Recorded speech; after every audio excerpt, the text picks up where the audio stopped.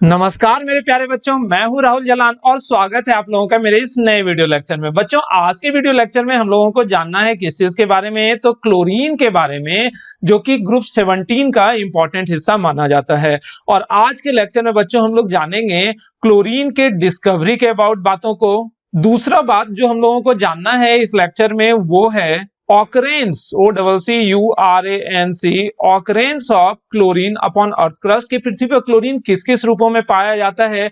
तीसरा बात जो हम लोग जानेंगे वो जानेंगे प्रिपरेशन किस चीज का, ऑफ क्लोरीन। तो प्रिपरेशन ऑफ क्लोरीन में दरअसल हम लोगों को तीन अलग अलग तरह के मेथड्स के बारे में जानना है। एक तो जनरल मेथड ऑफ प्रिपरेशन, दूसरा हम लोग लैब मेथड ऑफ प्रिपरेशन, और तीसरा इंडस्ट्रियल स्केल पर क्लोरीन जो है वो हम लोग कैसे बनाते हैं, उन चीजों के बारे में जानेंगे। पहला बच्चों किस चीज के बारे में जानना है, जनरल मेथड ऑफ प्रिपरेशन। दूसरा जो है बच्चों वो लैब मेथड ऑफ प्रिपरेशन के बारे में जानना है, और तीसरा जो है वो इंडस्ट्रियल मेथड ऑफ प्रिपरेशन है। ओके बच्चों, और प्रिपरेशन के बाद बच्चों हम लोगों को जानना है फिजिकल प्रॉपर्टीज किस चीज का, तो क्लोरीन का। और जो चौथा हिस्सा होता है और सबसे अंतिम हिस्सा भी उसे हम लोग बोल सकते हैं, वो है केमिकल प्रॉपर्टीज क्या चीज का, ऑफ क्लोरीन। ओके, तो इस तरह से बच्चों इस लेक्चर में हम लोगों को क्या किस किस चीजों के बारे में जानना है, डिस्कवरी के बारे में, ऑकरेंस ऑफ क्लोरीन की क्लोरीन पृथ्वी पर कैसे कैसे पाया जाता है, प्रिपरेशन ऑफ क्लोरीन, क्लोरीन हम लोग बनाते हैं कैसे, और फिजिकल प्रॉपर्टीज के बारे में। दरअसल केमिकल प्रॉपर्टी एक बड़ा हिस्सा होता है क्लोरीन का, जिसको कि हम लोग एक अलग लेक्चर जो कि नेक्स्ट लेक्चर हो रहा है वहां पर हम लोग जानेंगे। और वहां पर बच्चों हम लोग केमिकल प्रॉपर्टीज ऑफ क्लोरीन के साथ साथ यूजेस ऑफ क्लोरीन के बारे में, यानी कि एडिशनल टर्म है लेकिन क्वेश्चन कई सारा यूजेस ऑफ क्लोरीन से भी चूंकि पूछ लिया जाता है, इस वजह से हम लोगों को यूजेस ऑफ क्लोरीन को भी इंटेंस मैनर में देखना है, लेकिन वो अगले लेक्चर में। आज के लेक्चर में हम लोग शुरुआत करते हैं किस चीज से, डिस्कवरी ऑफ क्लोरीन से। ओके बच्चों, डिस्कवरी ऑफ क्लोरीन की अगर हम लोग बात करें तो डिस्कवरी ऑफ क्लोरीन में तीन साइंटिस्ट का नाम आता है। और वो सबसे पहला साइंटिस्ट जो था वो था SHEELE, ये सीला नहीं है, सीली है, ठीक है, सिली मिस्टेक जिसको बोलते हैं ना वो। और दूसरा साइंटिस्ट जिनका नाम आया था डिस्कवरी ऑफ क्लोरीन में वो था BERTHOLET, बर्थोलेट। और तीसरा साइंटिस्ट जिनका नाम आया था वो था डेवी। तो क्या क्या रोल था इन तीनों साइंटिस्ट का डिस्कवरी ऑफ क्लोरीन में, तो आप लोगों से अगर पूछा जाए कि who was the discoverer of chlorine, तो आप लोग सीधा जवाब दोगे कौन, तो सीली। सीली ने सबसे पहले HCl को किसके साथ, तो MnO2 के साथ ट्रीट करके क्लोरीन गैस को बनाया था। इस वजह से हम लोग सिली को ही डिस्कवरर ऑफ क्लोरीन गैस मानते हैं। और ये वाली घटना, जिसको दुर्घटना बोलो या जो बोलो आप लोग, तो वो 1774 में हुआ था। यानी कि आप लोगों से अगर पूछा जाए कि कब क्लोरीन गैस की डिस्कवरी हुई थी, तो आप लोग जवाब दोगे कब, 1774 में। किसके द्वारा, तो सिली के द्वारा। किस एक्सपेरिमेंट के थ्रू, तो इस एक्सपेरिमेंट में हम लोग करते क्या थे कि हाइड्रोक्लोरिक एसिड को MnO2 को के साथ ट्रीट करके, यहां पर MnO2 जो है वो ऑक्सीडाइजिंग एजेंट की तरह काम करता होगा और वो HCl को ऑक्सीडाइज कर देता होगा क्लोरीन में, और साथ में वाटर का बनना होता था। तो ये बर्थेलॉट का क्या रोल था वहां पर इस डिस्कवरी में, तो बर्थेलॉट ने ये जो क्लोरीन गैस फॉर्म हुआ था, उस क्लोरीन गैस का बर्थेलॉट ने नाम रख दिया क्या, तो ऑक्सीम्यूराटिक एसिड, MURATIC, ऑक्सीम्यूराटिक एसिड। दरअसल होता क्या है ना कि HCl को पुराने जमाने में हाइड्रोक्लोरिक एसिड के नाम से नहीं जाना जाता था, HCl को पुराने जमाने में म्यूराटिक एसिड के नाम से जाना जाता था। याद हो गया बच्चों, आप लोगों से ऐसे भी पूछा जाए कि व्हाट इज म्यूराटिक एसिड, तो कुछ नहीं, HCl को ही हम लोग क्या नाम देते हैं, म्यूराटिक एसिड। तो दरअसल सिली ने MnO2 के साथ ऑक्सीडाइज करा था, किसको, HCl को। और उसी HCl के ऑक्सीडेशन के बाद चूंकि क्लोरीन गैस का डिस्कवरी हुआ था, तो यहां पर इस क्लोरीन को बर्थेलॉट ने माना कि HCl का ऑक्साइड है। यानी कि उस समय गलत धारणा था, जो कि वहां पर बाद में जाके पता चला कि क्लोरीन जो होता है एलिमेंटल फॉर्म में होता है, लेकिन उस वक्त उन्होंने सोचा कि HCl का ही ऑक्साइड है Cl2 गैस, इस वजह से HCl का नाम होता था म्यूराटिक एसिड। तो म्यूराटिक म्यूरेटिक एसिड के ऑक्साइड का नाम रख दिया गया क्या? ऑक्सीम्यूरेटिक एसिड। क्लियर है? यानी कि बर्थोलेट ने क्लोरीन गैस का नाम क्या रख दिया था? ऑक्सीम्यूरेटिक एसिड। किस अवधारणा के वजह से? कि उस वक्त उन्होंने अवधारणा ये माना, जो कि गलत था, कि HCl का ऑक्साइड है क्लोरीन गैस, और HCl को चूंकि म्यूरेटिक एसिड बोलते थे, इसलिए क्लोरीन को उन्होंने नाम क्या दे दिया? ऑक्सीम्यूरेटिक एसिड। और सबसे लास्ट में जो एक साइंटिस्ट का नाम आता है वो डेवी, वो डेविल वाला नहीं, वो कौन मूवी था शाहरुख खान का, भूल गए, जिसमें जो भी हो। तो ये डेवी जो है, डेवी 1810 में 1810 ईस्वी में बताया कि दरअसल ये क्लोरीन गैस जो है ना, ये कोई भी एलिमेंट का ऑक्साइड नहीं है, ये क्लोरीन किसी भी गैस का ऑक्साइड नहीं है, दरअसल ये एलिमेंटल फॉर्म में रहता है। ये किस फॉर्म में रहता है बच्चों? एलिमेंटल फॉर्म में रहता है। और ये नाम जो क्लोरीन इस एलिमेंट को दिया गया था ना, वो भी डेवी ने दिया था, वो on the basis of Latin word chlorous, CHLOROS। Chlorous जो होता है ना, क्लोरस का मतलब होता है येलोइस ग्रीन कलर, ठीक है ना? ये लैटिन में क्लोरस का मीनिंग होता है येलोइस ग्रीन कलर। क्योंकि क्लोरीन गैस जो है ना, इसका कलर होता था, ये गैस है, शुरू में ही हम लोगों ने देखा था अलग अलग हैलोजन का कलर, तो क्लोरीन गैस का कलर चूंकि येलोइस ग्रीन होता था, इस वजह से, और येलोइस ग्रीन को वहां पर क्या बोला जाता था? क्लोरस। इस आधार पर इस एलिमेंट का नाम क्या रख दिया गया बच्चों? क्लोरीन। तो ये सारी बातें थी किस चीज को लेकर?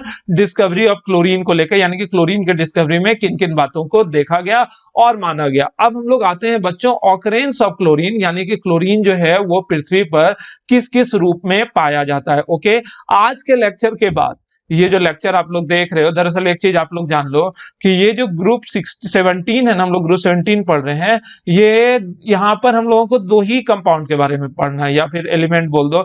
ये क्लोरीन के बारे में यहाँ पर पढ़ना है और HCl के बारे में पढ़ना है। यानी कि अगले 3 लेक्चर में ये चैप्टर बोल लो, ग्रुप 17 जो है वो खत्म होने जा रहा है, और इसके बाद हम लोगों को ग्रुप 18 पढ़ना है। आप लोग नोट्स अच्छे से तैयार करते चले जाओ, और इन नोट्स को साथ ही साथ याद भी करते चले जाओ। अगर याद नहीं करोगे तो सारी चीजें कॉपी में पड़ी रहेंगी। तो एक स्टूडेंट का जरूरत आता था ना कि सर जो ये बोर्ड पर आप लिख रहे हैं, जो भी है व्हाइट बोर्ड जो भी है, तो आप लोग PDF फॉर्म में तो नोट्स भेज दे रहे हैं, लेकिन ये बोर्ड का कंटेंट तो वीडियो में रह जाता है, और उस वीडियो को बार बार देखना काफी समय खर्च हो जाता है वहां पर। तो उस चीज से बचने के लिए हम करेंगे क्या कि ये पूरे बोर्ड का जो स्क्रीनशॉट है ना, ये तुम लोगों को मैं व्हाट्सएप ग्रुप में प्रोवाइड कर दूंगा। तो आप लोग चाहो कि इन चीजों में जो मैंने यहाँ पर लिखा, कुछ कंफ्यूजन या कुछ बातें रह गई हो जिनको कि आप लोग अपने फेयर नोट्स में लिखना चाहते हो, तो वो आप लोग इस स्क्रीनशॉट जो आप लोगों को मिलेगा, वो उस स्क्रीनशॉट से आप लोग लिख लोगे। ओके, तो ये व्हाट्सएप ग्रुप में मैं हर लेक्चर के बाद आप लोगों को भेजता चला जाऊंगा। ओके, तो अब हम लोगों को किस चीज के बारे में देखना था बच्चों? वो देखना था डिस्कवरी ऑफ क्लोरीन, ठीक है ना? Sorry, occurrence of chlorine. Discovery तो हम लोगों ने देख लिया, OCCURANC, ऑकरेंस ऑफ क्लोरीन। तो सबसे पहली बात तो ये जानो, ऐसे तो हैलोजन में सबसे ज्यादा रिएक्टिव होता है फ्लोरीन, लेकिन क्लोरीन जो है ये भी थोड़ा बहुत रिएक्टिव नहीं होता है, ये हाईली रिएक्टिव, ये बहुत ज्यादा रिएक्टिव होता है। इस वजह से ये नेचर में not found in elemental state, ठीक है ना? In nature it is not found in elemental state, कि ये नेचर में एलिमेंटल स्टेट में नहीं पाया था। Always found in combined state, ये जो होता है ये always found in combined state, ये जो होता है हमेशा कंबाइंड स्टेट में ही पाया जाता है। मतलब ये कभी भी एलिमेंटल स्टेट में मिलेगा कि नहीं बच्चों? ये कभी नहीं एलिमेंटल स्टेट में मिलने जा रहा है, ये कंबाइंड स्टेट में। अब कंबाइंड स्टेट में ये सामान्य तौर पर किस किस रूप में पाया जाएगा? तो ये इसका सबसे ज्यादा मात्रा में पाए जाने वाला रूप जो होता है दैट इज NaCl, जिसको कि हम लोग क्या नाम दे सकते हैं बच्चों? Rock salt. इसके अलावे ऐसे याद रखना, क्लोरीन सबसे ज्यादा मात्रा में पृथ्वी पर पाया जाता है किस रूप में? NaCl के रूप में ही। लेकिन इसके अलावे अगर अगर आप लोगों से पूछा जाए तो वो KCl के रूप में भी पाया जाता है। इन सब का केमिकल नेम तो सबको पता है, this is sodium chloride, this is potassium chloride, लेकिन आप लोगों को रटना क्या है, तो रटना है इसका जनरल नेम, जैसे कि रॉक साल्ट, इसका नाम क्या होता है बच्चों, सिल्वाइन। इसी तरह ये और भी तरह के कंबाइंड स्टेट में रहता है, जैसे कि Ca3PO4 होल 2, ये होल 3 और इंटू CaCl2, ठीक है ना। इसको हम लोग क्या नाम देते हैं बच्चों, इसको हम लोग नाम देते हैं क्लोरोएपाटाइट। इसका नाम क्या है, CHLOROAPATIT, याद रहेगा। तो याद होगा 3 तरह का एपाटाइट हम लोगों ने सामान्य तौर पर देखा था। CaCl2 अगर रहेगा तो क्लोरोएपाटाइट, यहाँ पर CaF2 रहता तो वो फ्लोरोएपाटाइट, जिसका कि हम लोग ऑकरेंस ऑफ फ्लोरीन में भी स्ट्रक्चर देखा था, बस वही कुछ है। और भी हो सकता है जैसे AgCl, ठीक है ना। ये AgCl जो है, AgCl को बच्चों हम लोग नाम दे देते हैं हॉर्न सिल्वर, याद रहेगा। इसको हम लोग क्या नाम देते हैं, हॉर्न सिल्वर, ठीक है। और भी अगर देखो कंबाइंड स्टेट, तो कार्नालाइट के बारे में आप लोगों ने सुना होगा, KCl.MgCl2.6H2O। तो ये जो है इस कंपाउंड का जनरल नेम जो है वो क्या हो जाता है बच्चों, CARNALIT। तो करना क्या है, 1 मिनट रुककर, यहाँ पर 1 मिनट रुककर समय देकर इन चीजों को याद कर लेते हैं। NaCl का नाम जल्दी याद करो, रॉक साल्ट, हाथ उठाओ, बस किसी को दिखाना नहीं है, आप लोगों को खुद में रियलाइज करना है याद हुआ या नहीं। NaCl rock salt, KCl सिल्वाइन, KCl सिल्वाइन, KCl सिल्वाइन, उसके बाद क्लोरोएपाटाइट, दो इसमें 1 आध मिनट लग सकता है, 3Ca3PO4 whole 2 dot CaCl2, 3PO4 whole 2 dot CaCl2, याद करो याद करो याद करो। उसके बाद है AgCl, that is called horn silver. इन चीजों को याद कराने से डबल ट्रिपल फायदा होता है, एक तो वहां पर मेटलर्जी में भी यूज हो जाता है, यहाँ P ब्लॉक में तो यूज हो ही रहा है, और सबके इंडिविजुअल अलग अलग कंपाउंड में, जैसे NaCl को वहां पर S ब्लॉक में भी देखना होता है, KCl को भी S ब्लॉक में देखते हैं अल्कली मेटल में, ये P ब्लॉक में, S ब्लॉक में अल्कलाइन अर्थ मेटल में देखना होता है, सिल्वर के कंपाउंड्स में देखना होता है, KCl MgCl2.6H2, ये तो 3-4 जगह आएगा। आप लोगों को अभी मैं कोऑर्डिनेशन कंपाउंड पढ़ाने जा रहा हूँ इन चैप्टर्स के बाद, तो वहां पर भी ये आप लोगों को देखने को मिलेगा। तो याद कर लो, कार्नालाइट का फार्मूला क्या होता है, KCl.MgCl2.6H2। तो बच्चों 2 चीजों के बारे में तो हम लोगों ने जाना कि क्लोरीन का डिस्कवरी कैसे हुआ था, याद कर लो एक बार, सीली ने 1774 में कैसे इसको बनाया था, बताओ कि MnO2 के साथ ऑक्सीडाइज किया था HCl को, लेकिन वहां पर बर्थलेट ने सोच लिया कि ये HCl का ऑक्साइड, और HCl को हम लोग उस समय क्या नाम देते थे, म्यूरेटिक एसिड, और चूंकि उस समय मान लिया ऑक्सीजन का ऑक्साइड है तो म्यूरेटिक एसिड का ऑक्साइड है, इसलिए क्लोरीन को नाम दे दिया ऑक्सीम्यूरेटिक एसिड, ऑक्सीम्यूरेटिक एसिड, ठीक है ना। और बाद में जाकर डेवी नाम का साइंटिस्ट 1810 ईस्वी में, याद आया उस मूवी का नाम था किक, तो डेवी नाम का साइंटिस्ट जो है 1810 ईस्वी में जाकर ये बताया कि दरअसल क्लोरीन जो होता है वो एलिमेंटल फॉर्म में होता है और वो कोई ऑक्साइड वॉक्साइड है नहीं, और इस कंपाउंड का नाम क्लोरीन उन्होंने दिया, और वही हम लोग आज तक पढ़ रहे हैं। किस आधार पर, on the basis of Latin word chlorous, that means yellow greenish colour, because chlorine gas is also yellowish greenish coloured, okay. और ऑकरेंस ऑफ क्लोरीन की बच्चों अगर हम लोग बात करें तो क्लोरीन चूंकि बहुत ज्यादा रिएक्टिव होता है तो फ्री स्टेट में ये पाया नहीं जाता है, ये हमेशा कंबाइंड स्टेट में रहेगा, और उसका 4-5 को कंबाइंड फॉर्म हम लोग याद कर लेते हैं। NaCl जो है rock salt, KCl sylvine, chlorapatite 3Ca3PO4 whole 2 dot CaCl2, AgCl horn silver, carnallite जो है KCl.MgCl2.6H2। अब हम लोगों को कहाँ मूव करना है बच्चों, अब हम लोगों को मूव कर जाना है प्रिपरेशन ऑफ क्लोरीन में, ठीक है। तो अब हम लोग लिख रहे हैं PARATION ऑफ क्लोरीन, ठीक है। तो सबसे पहले हम लोग क्लोरीन का प्रिपरेशन देख लेते हैं। तो यहाँ पर मैंने पहले ही आप लोगों को बताया कि क्लोरीन का प्रिपरेशन दरअसल हम लोग 3 तरीकों से देखते हैं। वो 3 तरीका क्या क्या होता है, तो सबसे पहला तरीका जो होता है बच्चों वो है general method of preparation of chlorine, जिसमें कि हम लोग शुरुआत करेंगे और उसमें देखेंगे कि HCl को ऑक्सीडाइज करके हम लोग कैसे कैसे क्लोरीन गैस प्राप्त कर सकते हैं। दूसरा तरीका जो होता है that is lab method of preparation of chlorine, और तीसरा जो है इंडस्ट्रियल मेथड, उसमें 2 देख लेंगे, तो वो एक एक करके करते हैं। तो सबसे पहला मेथड जो है that is by oxidation of किसका, तो HCl। तो HCl के ऑक्सीडेशन के लिए किस किस ऑक्सीडाइजिंग एजेंट का इस्तेमाल करते हैं वो शॉर्टकट में अभी पहले हम तुम लोगों को याद करवा देते हैं। तो सबसे पहला तो आप लोग याद करो तो जल्दी से MnO2 याद हो गया होगा मेरे ख्याल से, दूसरा है KMnO4, तीसरा जो है K2Cr2O7, चौथा जो है दैट इज ओजोन, और पांचवा जो है बच्चों वो क्या है, NaClO, सोडियम हाइपोक्लोराइड, ठीक है ना, क्लोराइड बोल दो, जो भी बोल दो। तो ये 5 अभी के अभी याद करो तो जल्दी से बच्चों कि MnO2 को HCl के साथ ट्रीट करोगे सिंपली क्लोरीन बनेगा, KMnO4 को ऑक्सीडाइज के साथ ट्रीट करोगे HCl को तो भी क्लोरीन बनेगा, K2Cr2O7 O3 NaClO किसी के साथ भी ट्रीट करोगे तो क्लोरीन बनेगा। तो अभी हम कर क्या रहे हैं कि अब याद करते हैं इंडिविजुअल रिएक्शन के साथ। तो आप लोग गौर करो कि सबसे पहला रिएक्शन मैं यहाँ पर लिखने जा रहा हूं कि HCl है, हर जगह HCl ही दिखेगा, उसको जैसे आप लोग MnO2 के साथ ट्रीट करोगे तो क्या बन जाएगा बच्चों, Cl2 प्लस MnCl2 और प्लस साथ में H2O, ठीक है ना। उसके बाद में यहाँ पर दूसरा रिएक्शन लिखने जा रहा हूं, और दूसरा रिएक्शन आप लोग जल्दी से याद करो, दूसरा रिएक्शन है HCl प्लस साथ में KMnO4, KMnO4 के साथ भी ट्रीट करोगे तो ऑक्सीडाइज होकर ये क्लोरीन गैस बनेगा, और साथ में KCl plus MnCl2 plus H2O, ये सारा बाई प्रोडक्ट आप लोगों को मिलेगा, ठीक है ना। तीसरा रिएक्शन याद होते चले जाना चाहिए, ये HCl है, HCl को अगर आप लोग K2Cr2O7 के साथ भी ऑक्सीडाइज करोगे तो ये क्या बन जाएगा, Cl2 plus KCl plus CrCl3 और प्लस H2O, ये सारे बाई प्रोडक्ट में यहाँ पर लिख रहा हूं। और भी हो सकता है, जैसे आप HCl को किस चीज के साथ ट्रीट करोगे बच्चों, तो अगर आप HCl को ओजोन के साथ ट्रीट करते हो तो भी बनेगा क्या, क्लोरीन गैस, और साथ में O2 और प्लस H2O। ये रिएक्शन तो हम लोगों ने वहां पर ओजोन वाले में भी देखा था। और एक और था क्या, HCl को अगर NaClO के साथ, मतलब ये भी ऑक्सीडाइजिंग एजेंट की तरह काम करता है, और साथ में बनेगा Cl2 प्लस NaCl और प्लस H2O। ओके, अब याद करवाने का तरीका हम लोग देखते हैं। याद करने का एक तरीका तो अब मैंने आप लोगों को पहले ही बता दिया है कि हर जगह क्या है कि HCl को इनमें से कोई एक ऑक्सीडाइजिंग एजेंट का इस्तेमाल करके हम लोगों ने ऑक्सीडाइज करा है। तो जल्दी से याद कर लो, अब मैं मिटाने जा रहा हूं इन चीजों को। MnO2, KMnO4, K2Cr2O7 नहीं मिटाता हूं क्योंकि वो स्क्रीनशॉट में रह जाएगा, तो याद रखने में सुविधा होगा।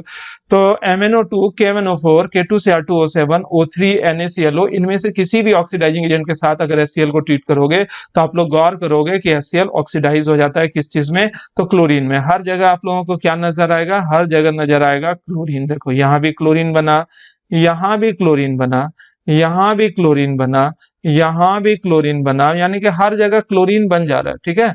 यहाँ भी क्या है बच्चों, यहाँ भी आप लोगों को साथ में क्लोरीन गैस का बनना हुआ, ठीक है। अब आप लोग गौर करोगे कि हर जगह HCl जो है, HCl में क्लोरीन का ऑक्सीडेशन नंबर कितना है, -1, यहाँ भी -1, यहाँ भी -1, और यहाँ भी -1, और यही -1 से क्लोरीन जो है खुद ऑक्सीडाइज हो जा रहा है, कहाँ, जीरो ऑक्सीडेशन स्टेट, क्योंकि ये क्लोरीन जो है ना Cl2, यहाँ पर क्लोरीन किस ऑक्सीडेशन स्टेट में है बच्चों, जीरो ऑक्सीडेशन स्टेट में। अब अगर आप लोग ऑक्सीडाइजिंग एजेंट की बात करो तो यहाँ पर गौर करोगे तो MnO2 जो है वो +4 में है, और वो खुद रिड्यूस हो जाएगा, क्योंकि जो ऑक्सीडाइजिंग एजेंट होता है वो खुद क्या होता है, रिड्यूस। यहाँ पे MnO4 +7 में है, खुद रिड्यूस होके +2 में चला गया। यहाँ +6 में है और ये खुद रिड्यूस होके +3 में चला गया। और यहाँ पर ओजोन जो है बच्चों, ये आप लोग गौर करोगे ये नेसेंट ऑक्सीजन प्रोड्यूस करता था, तो वही चीज है, यहाँ ऑक्सीजन 0 में है और वो खुद रिड्यूस होके -2 में गया। और यहाँ पर क्लोरीन अगर आप लोग गौर करोगे तो ये क्लोरीन +1 में है और ये क्लोरीन जो है यहाँ -1, मतलब खुद रिड्यूस होता है। कौन, ये ऑक्सीडाइजिंग एजेंट। कौन कौन है यहाँ पर ऑक्सीडाइजिंग एजेंट, याद कर लेते हैं, MnO2, KMnO4, K2Cr2O7, O3 और ये NaClO, यानी कि इन पांचों में से कोई भी एक ऑक्सीडाइजिंग एजेंट लोगे तो वो HCl को ऑक्सीडाइज कर देगा। समय इसलिए ले रहे हैं अलग अलग तरह से बताने के लिए, बस दिमाग में किसी तरह याद हो जाए आप लोगों को, और भले ही समय थोड़ा सा ज्यादा लग जा रहा है फिर भी कोई मैटर नहीं करता। अब बच्चों हम लोग बैलेंसिंग को देख लेते हैं। ये सबसे पहला वाला जो है उसे हम लोग बैलेंस करते हैं। तो अब इसको बैलेंस करोगे ना तो यहाँ पर क्या हो जाएगा, इसमें 4 से मल्टीप्लाई करो तो 4HCl प्लस MnO2 उतना ही है, बैलेंसिंग आप लोग करोगे रिडॉक्स रिएक्शन वाले मेथड से। मैं बस यहाँ पर बैलेंस रिएक्शन लिख दे रहा हूँ। देखो यहाँ 4 हाइड्रोजन था, तो यहाँ पर क्या हो जाएगा, क्लोरीन 4 है तो यहाँ 2 क्लोरीन तो इधर ही है, तो इसमें तो कुछ नहीं करना है। 2 क्लोरीन यहाँ तो MnCl2 है। हाइड्रोजन 4 है तो यहाँ पर क्या हो जाएगा 2H2O। तो आप लोग गौर कर रहे होगे कि ये बैलेंस केमिकल इक्वेशन कुछ इस तरह से हो जा रहा है। अब इस वाले को हम लोग बैलेंस करते हैं नेक्स्ट वाले को। तो यहाँ क्या होगा, इसमें 2 से मल्टीप्लाई कर देंगे तो क्या हो जाएगा 2HCl, और यहाँ 16 से मल्टीप्लाई करेंगे तो 16 KMnO4। और उसके बाद जो है आप लोग खुद से बैलेंस करो कि यहाँ क्लोरीन था 2, तो क्लोरीन में तो कुछ नहीं होने जा रहा है। यहाँ आप लोग गौर करो पोटेशियम जो है, सॉरी उल्टा लिख दिया हूँ यहाँ पर, तो थोड़ा सा सही कर लेता हूँ कि यहाँ दरअसल 16 है और यहाँ पर 2 है। तो पोटेशियम चूंकि 2 है तो यहाँ पर लिख देते हैं 2KCl, ठीक है। और मैग्नीज भी 2 है तो यहाँ ट्वाइस ऑफ MnCl2। और यहाँ पर आप लोग गौर करो ऑक्सीजन है 4, तो 4 दूनी 8, तो यहाँ क्या हो जाएगा बच्चों 8H2O, सही है। अब यहाँ पर हम लोग देखते हैं क्लोरीन कितना बचा, तो यहाँ 2 क्लोरीन है, यहाँ 2, तो 4 क्लोरीन, और यहाँ 16, तो यहाँ पर क्या हो जाएगा बच्चों 6Cl2, ठीक है। तो इसको आप लोग एक बार रीचेक कर लेना।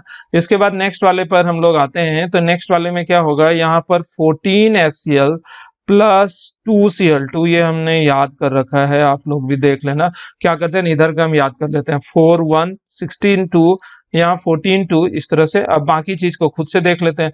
सबसे पहले Cl2 को छेड़छाड़ नहीं करते हैं। यहाँ पोटेशियम 2 दूनी 4 है तो क्या कर देंगे यहाँ 4KCl, ठीक है। क्रोमियम 2 है तो ट्वाइस ऑफ CrCl3। और H2O जो है, यहाँ देखो ऑक्सीजन 7 दूनी 14 ऑक्सीजन है, तो यहाँ हम लोग क्या कर देंगे बच्चों 14H2O। अब आप लोग ध्यान से देखो कि यहाँ पर सब कुछ हो गया। अब क्लोरीन हम लोग मिला लेते हैं, तो यहाँ था 14 क्लोरीन, यहाँ पर है कितना 4 और 3 दूनी 6, 6 4 10 हो गया, तो यहाँ पर 2Cl2 होगा, ठीक है। नेक्स्ट वाले की ओर हम लोग बढ़ते हैं। नेक्स्ट 2 को बैलेंस करना है। इन दोनों का बैलेंसिंग बिल्कुल आसान होता है। यहाँ क्या है twice of HCl plus O3 से देखोगे तो ये Cl2 plus O2 plus H2O, ये ऑलरेडी बैलेंस्ड है।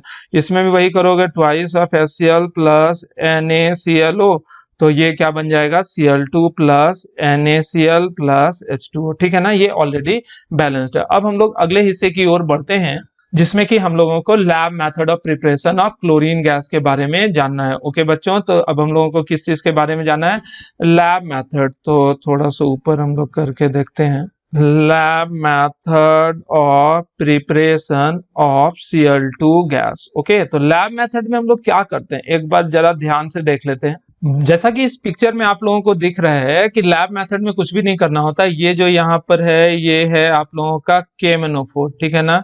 ये KMnO4 का सॉल्यूशन है और उसमें हम लोग कोल्ड, याद रहेगा, कोल्ड कॉन्सेंट्रेटेड HCl डालते हैं धीरे धीरे। ऐसे तो HCl गैस होता है, ठंडा इसलिए रखना पड़ता है कि ये लिक्विड फॉर्म में रहे, और ड्रॉप वाइज धीरे धीरे धीरे हम लोग यहाँ पर गिराते हैं। यहाँ पे ब्रिस्क रिएक्शन होता है, BRISK रिएक्शन, और यहाँ कोई टेम्परेचर वेम्परेचर नहीं बढ़ाना है, इस बात को याद रखना है। यहाँ गर्म नहीं करना है अपने आप, क्योंकि KMnO4 is already very strong oxidising agent, और क्लोरीन जो है यहाँ पर -1 ऑक्सीडेशन स्टेट में है, तो ये खुद ब खुद ऑक्सीडाइज होता है किस चीज में, क्लोरीन गैस। और वो जो क्लोरीन गैस बनता है, वो क्लोरीन गैस इस रास्ते होते हुए, यहां से ऐसे होते हुए ये क्लोरीन गैस चला जाता है यहाँ पर। और यहाँ जो आप लोगों को नजर आ रहा है बच्चों, ये क्या चीज है, ये वाटर है। और इस तरह के सेल्फ को हम लोग क्या नाम देते हैं, वो तो आप लोगों को याद होगा। इस तरह के सेल्फ को हम लोग बोलते हैं बिहाइव सेल्फ, याद रहेगा। तो इसमें क्या होता है, डाउनवर्ड डिस्प्लेसमेंट मेथड इसको बोलते हैं। इस मेथड का नाम होता है डाउनवर्ड डिस्प्लेसमेंट मेथड, ठीक है। तो ये पूरे मेथड की बात नहीं कर रहे हैं, ये जो गैस कलेक्ट कर रहे हैं, तो यहां पर से जैसे क्लोरीन गैस गया, तो वही क्लोरीन गैस ऐसे ऐसे ऐसे बबल के रूप में पानी के ऊपर जाके कलेक्ट होते जाएगा। दरअसल होता क्या है ना, शुरू में पानी एकदम ऊपर तक रहता है, और वही पानी शुरू में जो है यहाँ पर क्या है, पानी जो है एकदम बिल्कुल ऊपर तक है। लेकिन क्या होता है, जैसे जैसे ये क्लोरीन गैस वहां पर जाते चले जाता है, क्लोरीन गैस जैसे जैसे जाएगा बच्चों, क्या होगा, पानी धीरे धीरे, पानी जो है जैसे जैसे क्लोरीन गैस जाएगा, पानी जो है वो नीचे आते चले जाएगा। और यहाँ पर जो है कौन सा गैस कलेक्ट होते चले जाएगा बच्चों, तो आप लोगों को पता होना चाहिए, यहाँ पर Cl2 गैस जो है वो कलेक्ट होते चले जाएगा। किस कलर का रहता है, ये कलर जो होता है वो कैसा होता है, ग्रीनिश येलो कलर का गैस। लेकिन आप लोग जानो कि यहाँ पर चूंकि क्लोरीन गैस को हम लोगों ने पानी के ऊपर कलेक्ट किया है, तो ऑब्वियस सी बात है यहाँ क्लोरीन के साथ साथ कुछ मॉइस्चर भी रहेगा।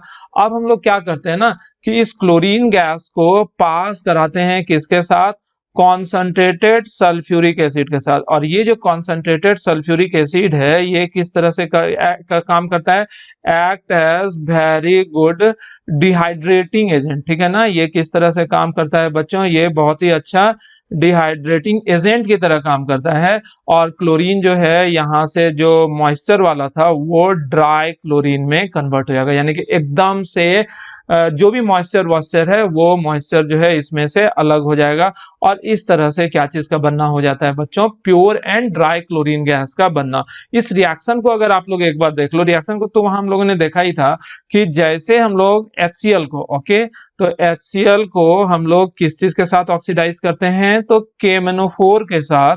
तो ये जो है ऑक्सीडेशन के बाद किस चीज में कन्वर्ट हो जाएगा, Cl2 में।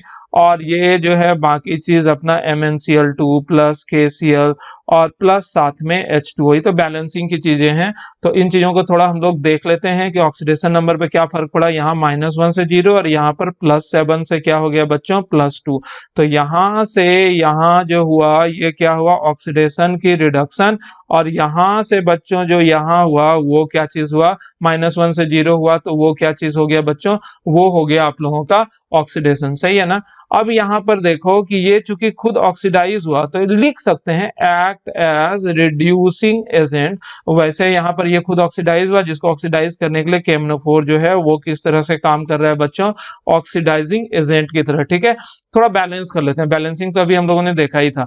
बैलेंसिंग में क्या है, HCl में यहाँ पर 16 था, यहाँ पर 2 याद हो गया है, तो आप लोग भी याद कर सकते हो। वैसे बैलेंसिंग का तरीका मैंने पहले ही बताया, कैसे आप लोग बैलेंस करोगे देख लो, यहीं पर सिखाई देता हूँ साथ में कि HCl देखो -1 से 0 है, यहाँ 2 क्लोरीन है तो इसमें भी 2 यहाँ पर कर दो, ठीक है ना।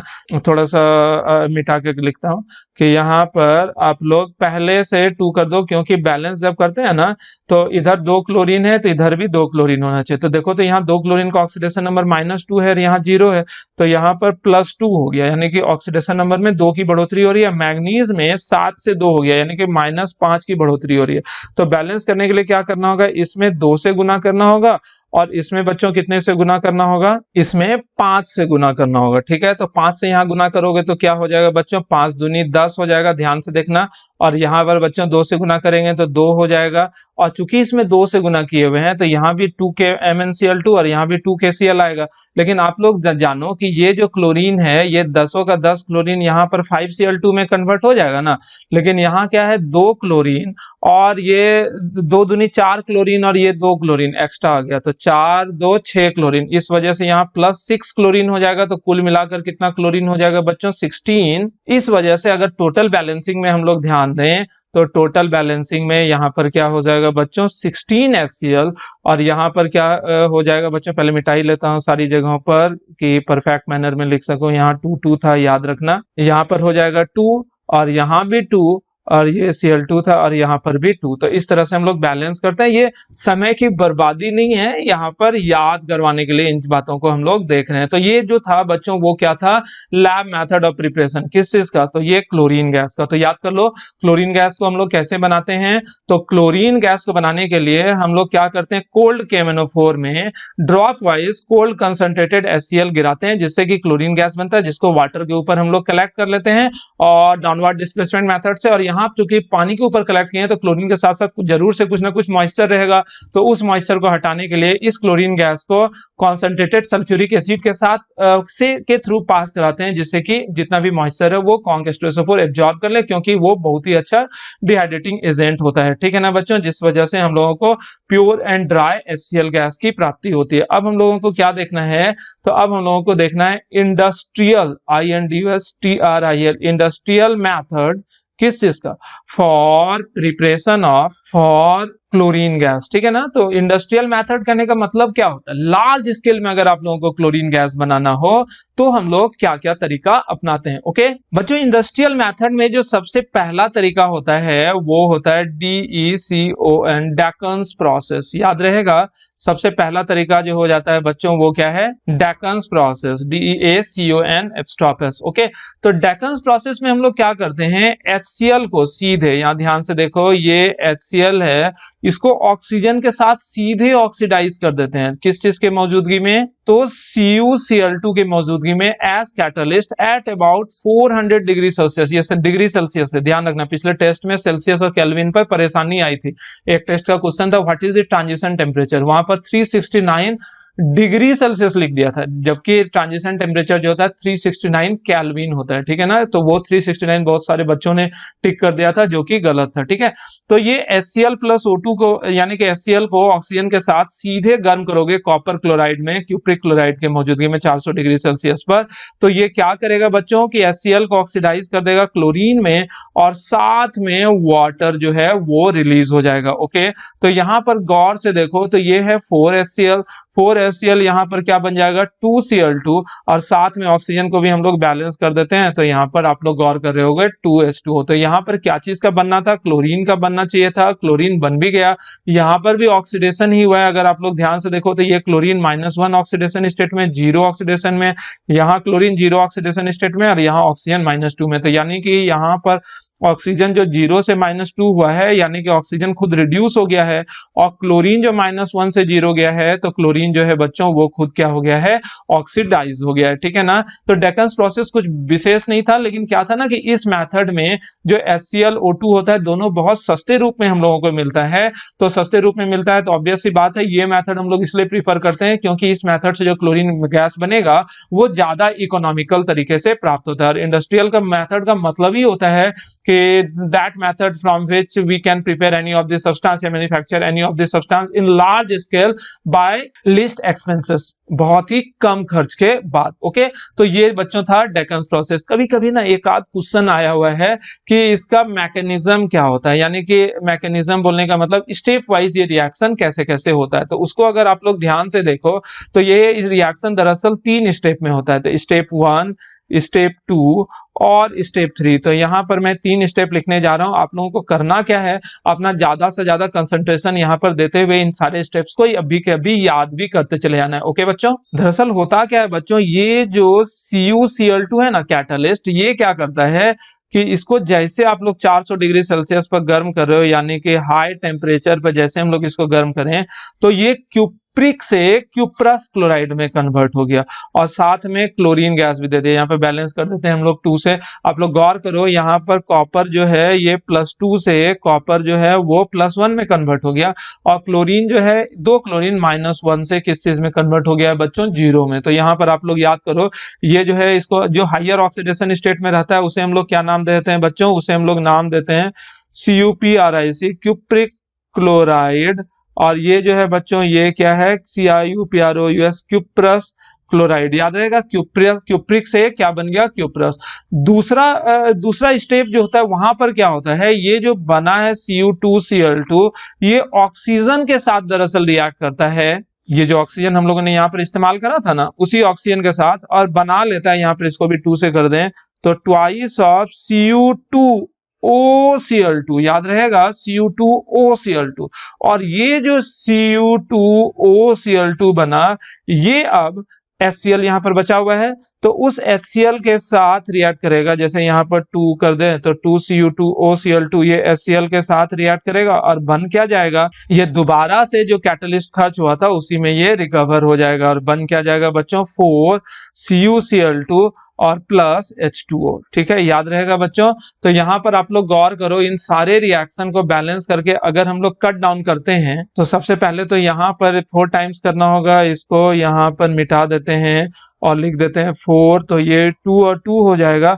अब इसको मिलाकर एक साथ कट करो तो जो जो इंटरमीडिएट होगा वो हट जाएगा। ध्यान से देखो, इंटरमीडिएट क्या क्या था यहाँ पर, ये 2Cu2Cl2, ये 2Cu2Cl2 दिखा, ये 2Cu2OCl2, 2Cu2OCl2 ये कट गया। तो बचा क्या बच्चों, यहाँ पर दरअसल 4 है, ध्यान रखना, यहाँ 4 है और यहाँ पर 2 है, ठीक है। तो बच क्या गया है, तो बच गया है, इसको लिखने के बाद बच जाएगा 4HCl ये वाला हिस्सा प्लस O2, और इस साइड क्या बच जाएगा 2H2O। जानबूझकर बच्चों मैंने ये वाला टर्म नहीं लिखा, ये 4CuCl2 और 4CuCl2, क्योंकि ये जो खर्च हुआ वो बन गया, और यही तो मतलब होता है कैटलिस्ट का कि ये जो CuCl2 है, Cu2Cl2 किस तरह से काम कर रहा है, कैटलिस्ट की तरह, क्योंकि जो खर्च हुआ वो बन गया है ना बच्चों। तो ये जो रिएक्शन था इसे ही हम लोग डेकन्स प्रोसेस बोलते थे। यानी कि इंडस्ट्रियल मेथड करने का मतलब लार्ज स्केल में अगर आप लोगों को क्लोरीन गैस बनाना है तो उसके लिए एक मेथड तो ये हो गया डेकन्स प्रोसेस, और दूसरा मेथड जो होता है उन मेथड में दरअसल हम लोग बाय प्रोडक्ट के रूप में क्लोरीन गैस का प्रिपरेशन करते हैं। याद रहेगा बच्चों, दूसरे मेथड में हम लोग किस तरह से क्लोरीन गैस का प्रिपरेशन करते हैं, तो दूसरे मेथड में हम लोग we manufacture MANUFACTURE chlorine gas as by product, ठीक है ना, बाय प्रोडक्ट। और वो क्या, तो दूसरा मेथड को दरअसल हम ए और बी के रूप में लिख रहे हैं, और इसके अलावा भी कई सारा हो सकता है, जैसे कि सबसे पहला है डाउन्स प्रोसेस, ठीक है ना। तो डाउन्स प्रोसेस जो होता है ना वो एक्चुअली मैन्युफैक्चर ऑफ सोडियम के लिए हम लोग करते हैं, यानी कि वहां पर हम लोगों को सोडियम बनाना होता है, सोडियम के साथ साथ वहां पर क्लोरीन गैस भी बन जाता है, जो कि हम लोगों ने क्लास 11th में एस ब्लॉक में पढ़ा था। एस ब्लॉक में वहां पर इसको डिक्टेटिव मैनर में ऑलरेडी हम लोगों ने पढ़ लिया है। यहाँ पर डिक्टेटिव मैनर में पढ़ना भी नहीं है, ना मैं पढ़ाने जा रहा हूँ, बस आप लोगों को हिंट कर रहा हूँ, रिएक्शन के थ्रू समझाऊंगा। और दूसरा जो होता है CASTNER, कास्टनर कैलनर, कास्टनर कैलनर सेल की बात कर रहे हैं, जिसमें कि हम लोग किस चीज की मैन्युफैक्चर करते थे, तो वहां पर मैन्युफैक्चर ऑफ NaOH होता था, मतलब सोडियम हाइड्रोक्साइड, और वो भी हम लोगों ने क्लास 11th में एस ब्लॉक में पढ़ा हुआ है, ठीक है ना। तो यहाँ पर कास्टनर कैलनर सेल को भी अच्छे से बता रहा हूं, लेकिन डिक्टेटिव मैनर में नहीं, आप लोगों को ध्यान रखना चाहिए, ना पढ़ना है उन चीजों को, ठीक है ना। तो सबसे पहले हम लोग देखते हैं डाउन्स प्रोसेस। डाउन्स प्रोसेस क्या होता है, ठीक है ना बच्चों, DOWN, डाउन्स प्रोसेस। यहाँ पर पिक्चर तो बहुत लंबा चौड़ा होता है, वो उतना हाई फाई नहीं बनाने जा रहा हूँ, आप लोग बस ध्यान से देख लेना, एक बार थोड़ा सा याद भी आ जाए आप लोगों को। इस तरह का डोम शेप्ड होता था वो डाउन्स प्रोसेस का इलेक्ट्रोलाइटिक कंटेनर, और इस इलेक्ट्रोलाइटिक कंटेनर में होता क्या था कि बीच में आयरन का एनोड होता था, और किनारे में आयरन नहीं, ये ग्रेफाइट का एनोड है प्लस, और किनारे में कैथोड रहता था, कैथोड प्लेट दोनों साइड। दरअसल ये सिलिंड्रिकल है तो चारों तरफ ये कट आउट मैं यहाँ पर दिखा रहा हूँ। तो ये जो है ये क्या चीज है, ये दरअसल कैथोड है। और इसमें हम लोग करते क्या थे, ये डोम शेप्ड है तो ऊपर इधर से क्लोरीन गैस को निकलने के लिए जगह भी होता था, इधर से क्लोरीन गैस जो है वो बाहर भी निकलता था। यहाँ जो है मोल्टेन NaCl हम लोग लेते थे, ये क्या चीज है, मोल्टेन मिक्सचर। दरअसल वहां पर बताए थे 60% CaCl2 और 40% NaCl का मिक्सचर, ये जो है मिक्सचर ऑफ मोल्टेन, मतलब पानी वानी नहीं है, मोल्टेन NaCl प्लस CaCl2, ये 60% के आसपास रहता है, ये 40% के आसपास रहता है। क्वेश्चन पूछा जाता है 11th वाले सिलेबस में कि क्यों CaCl2 हम लोग वहां पर डाउन प्रोसेस में मिला देते हैं, जबकि हमको NaCl का इलेक्ट्रोलाइसिस करना है। तो प्योर NaCl रहता ना बच्चों, तो उसका मेल्टिंग पॉइंट हो जाता है 1073 केल्विन, तो ये 1073 लगभग 1100 केल्विन हम लोगों को मेंटेन करना पड़ता है। लेकिन CaCl2 मिला देने से मेल्टिंग पॉइंट मिक्सचर का 850 केल्विन हो जाता है, इसलिए हम लोग CaCl2 मिलाते हैं। होता क्या है यहाँ पर रिएक्शन कि ये NaCl जो है ये डिसोसिएट होता है Na plus plus Cl minus में, ठीक है। तो यहाँ पर दो रिएक्शन हम लोगों को लिखना है, कौन सा, एट एनोड और दूसरा एट कैथोड, ठीक है, एट एनोड और एट कैथोड। यहाँ पर छोटा छोटा लिख रहा हूँ, आप लोग ध्यान से समझने की कोशिश करना कि एनोड पर क्या होगा, एनोड पॉजिटिव है तो पॉजिटिव नेगेटिव चीज जाएगा, तो वहां Cl माइनस ऑक्सीडाइज हो जाएगा, और Cl2 और इलेक्ट्रॉन छोड़कर इस तरह से ऑक्सीडाइज हो गया। बच्चों हम लोगों को क्लोरीन का मैन्युफैक्चर देखना था, तो क्लोरीन कैसे बन रहा है डाउन प्रोसेस में आप लोगों ने देखा। और कैथोड पे से यहाँ पर क्या बन जाता है, कैथोड निगेटिव है तो वहां पर Na प्लस जाता है, और यही इलेक्ट्रॉन जो लूज हुआ ना वो इलेक्ट्रॉन लेके सोडियम मेटल का फॉर्मेशन होता था। वहां पर दरअसल डाउन प्रोसेस हम लोगों ने सोडियम मेटल के प्रिपरेशन के लिए देखा था, लेकिन यहाँ पर हम लोगों को ये डाउन प्रोसेस किसके लिए देखना है बच्चों, क्लोरीन गैस के मैन्युफैक्चर के लिए। ऐसा ही कुछ होता था कास्टनर कैलनर सेल, अगर आप लोगों को याद हो तो हम लोग बात कर रहे हैं CASTNER कास्टनर केलनर सेल, ठीक है ना। और कास्टनर केलनर सेल में हम लोगों को किस चीज का मैन्युफैक्चर करना होता था, तो NaOH का। तो वहां पर बच्चों 3 कंपार्टमेंट का एक कंटेनर होता था। अगर आप लोगों को थोड़ा थोड़ा ध्यान हो, बस याद दिलवा रहा हूं, बहुत अच्छे से तो नहीं बता पाऊंगा, कि याद दिलवा रहा हूं कि ट्रिपल कंपार्टमेंट होता था। ये हैंगिंग स्लेट का प्लेट होता था, ये स्लेट का प्लेट, ये जो है इस बर्तन को 3 हिस्से में बांटता था। ये ग्रूव है, ग्रूव में ये फंसा हुआ है ये स्लेट का प्लेट, जिसके वजह से ये हैंगिंग मोड में है। और नीचे जो है यहाँ पर मरकरी का ये लेयर रहता था। ये क्या चीज का लेयर रहता था, मरकरी। इस तरह से मरकरी होता था। और यहाँ जो है इस तरह का इसेंट्रिक व्हील होता था, जिस इसेंट्रिक व्हील किसको बोलते हैं, जिसमें कि सेंटर पर एक्सिस नहीं है, सेंटर से थोड़ा हट के। और ये एक नैरो सपोर्ट होता था, जिस पर ये व्हील घूमने से इसको जर्क, इस पूरे कंटेनर को जर्क मिलता था। और यहाँ पर एक ऐसा ही आयरन का कैथोड बोल लो, ये यहाँ पर मौजूद रहता था इस तरह से। और किनारे ग्रेफाइट का इस तरह से हम लोग 2 एनोड जो है वो मौजूद होता था। ये पॉजिटिव प्लेट है और ये भी है क्या बच्चों, पॉजिटिव प्लेट। और ये जो आयरन का है ये निगेटिव प्लेट है। और यहाँ पर तीनों कंपार्टमेंट में गैस के रिलीज होने का जगह रहता था, वो मिट नहीं रहा है इसलिए यहाँ पर सीधे बना देते हैं। यहाँ पर भी एक कंपार्टमेंट में गैस निकलने का जगह होता था, यहाँ से इस तरह से गैस रिलीज होता था। इस कंपार्टमेंट में भी गैस निकलने के लिए जगह बना हुआ रहता था, जो कि यहाँ से इस तरह से गैस रिलीज होता था। और एक यहाँ पर इस कंपार्टमेंट में भी गैस रिलीज होने के लिए ऐसा जगह बना हुआ रहता था। यहाँ पर कौन कौन सा गैस रिलीज होता है तो आप लोग जानो। ये तो क्या है बच्चों, ये वाला हिस्सा जो है दिस इज कैथोड, और इन दोनों में एनोड। और यहाँ सॉल्यूशन क्या चीज का रहता था, तो ये दोनों एक्सट्रीम कंपार्टमेंट में सॉल्यूशन रहता था, एक्वस सॉल्यूशन ऑफ NaOH। और इसी को बच्चों हम लोग ब्राइन सॉल्यूशन भी बोल देते हैं, ठीक है ना। एक्वस सॉल्यूशन ऑफ NaOH को ही हम लोग क्या नाम देते हैं, ब्राइन सॉल्यूशन। और बीच में वेरी लो कंसंट्रेशन का NaOH का ही सॉल्यूशन रहता था। क्लियर है। अब रिएक्शंस को देख लेते हैं। In extreme compartment, in EXTREMECOMPARTMENT, extreme compartment में याद है बच्चों की NaCl है, तो ये डिसोसिएट होगा और Na प्लस और Cl माइनस में टूट जाएगा। तो यहाँ पर ये देख रहे हो, ये वाला प्लेट जो है, ये प्लेट जो है किस तरह से काम कर रहा है, एनोड की तरह।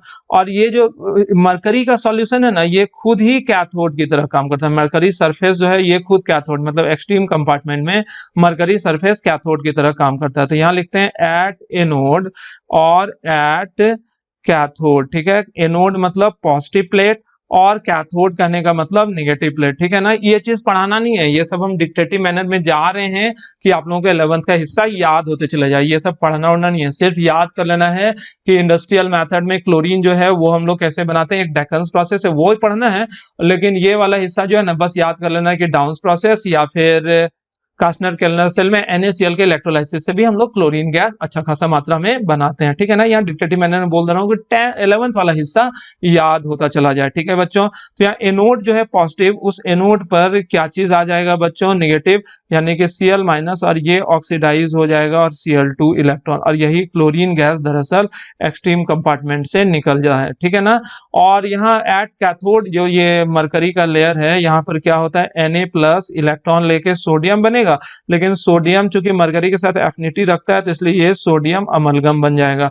और बाद में ये जो इसेंट्रिक व्हील का घूमना होता है, तो यहाँ पर जो टर्बुलेंस जैसा फ्लो होता है, टर्बुलेंस जैसा मोशन, उसके वजह से ये सोडियम अमलगम बीच वाले कंपार्टमेंट में आ जाता है। और बीच वाले कंपार्टमेंट में मरकरी लेयर खुद अब किस तरह से काम करने लगता है, एनोड की तरह। ऐसे यहाँ पर रिएक्शन का कोई जरूरत नहीं है, लेकिन लिख रहे हैं एट एनोड। एनोड पर क्या होगा, ये बीच वाले कंपार्टमेंट का रिएक्शन हम लोग लिख रहे हैं।